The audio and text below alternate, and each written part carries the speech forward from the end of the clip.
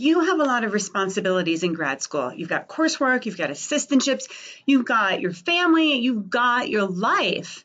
How on earth are you supposed to find time to publish? In today's video, I'm going to give you one simple tip that's going to allow you to make space for academic writing in grad school so you can publish.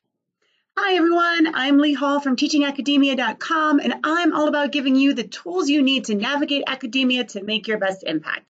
If you're new here, make sure you hit the subscribe button so that you can get new notifications that I put out new videos every week. So today we're going to talk about a viewer question, which is how to make space in your coursework, research, and life for publishing. And it's a great question. There's lots of advice I could give you guys here, but I'm going to start by giving you what I think is one really simple tip that you can implement right away to help your academic writing in grad school so that you can get published.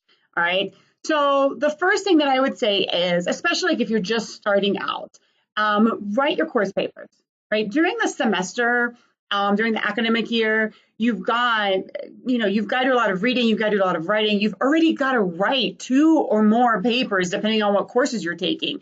So to think that you're going to insert another paper on top of your course papers that you're going to work up to publishing is probably not realistic, because you're probably just not going to have the time to do it well, and something's going to suffer. Either your coursework's going to suffer, or you're not going to be able to meet your goal of getting a separate paper out for publication, and then you're going to end up, feeling bad like you can't do it. And that's not true. That's just stretching yourself too thin. So what my advice would be is write your course papers during the academic year. And as much as possible, and you won't be able to do this 100%, but as much as possible, tie your course papers to your broader area of interest. So for example, when I was going through grad school, I was really interested in adolescents who have academic reading difficulties. And I saw this as kids who don't have learning disabilities, but for whatever reason are really struggling to understand what their teachers are asking them to read in school and comprehend it. So when I would take classes, as much as I could, I would look at the paper that I had to write and the directions, and then I would work with the professor to think about, how can I use this as an opportunity to learn what I need to do and meet the requirements in the course, but also to deepen my understandings about this issue of adolescents who have these academic reading difficulties, okay? So what that's going to do is, obviously, it's a good use of your time because it's informing this work, right, that you're going to ideally eventually be doing for your dissertation. So you're just expanding all your knowledge, and it's all relevant and connected. But then if you then take your course papers and start publishing them, now you're developing a line of research around a specific field, okay? Now, you will not be able to tie all your course papers into your broader area of interest. It's not going to happen. But you should easily be able to tie 50 to 75% of them into your broader area of interest, okay? So my tip then, write your course papers, tie them into your broader area of interest, and then in the summer, pick one. Okay, maybe 2 if you have time, but at least pick one paper that you really love the most, okay, from your coursework in the fall or the spring, and then work that up into a publication. If you have time to do 2, great. But really, May through August, you're going to take that one paper, you're going to spend about 15 hours a week on it, okay? I recommend 2 to 3 hours a day, 5 days a week, all right, with 2 days off.